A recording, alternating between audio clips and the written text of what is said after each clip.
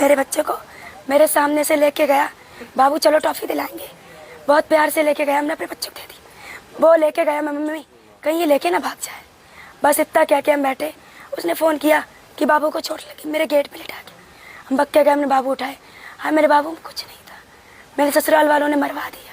पहले हमें मारा, खूब मारा, मरने की नौबत पर छोड़ के मेरे हाथ बांध दिए, पैर बांध दिए। मेरे देवर ने, सास ने, आदमी सब ने मिल के खूब मारा बेल्टों से।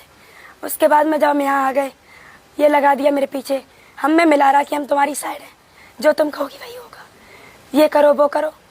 चले गए इसकी बातों में कि कल वकील आएगा, वकील से मिलेंगे। शुक्रवार मिला, वकील तो आ ही नहीं पाया, मैं लाल की लाश आ गई। सर हमारे हवाले कर दो, एक बार नोच नोच के मारेंगे, नोच नोच के मारेंगे, फांसी करा दो, पटक पटक के मरवा दो, बस हमें वहाँ खड़ा कर देना सामने, जब ये सब मरे।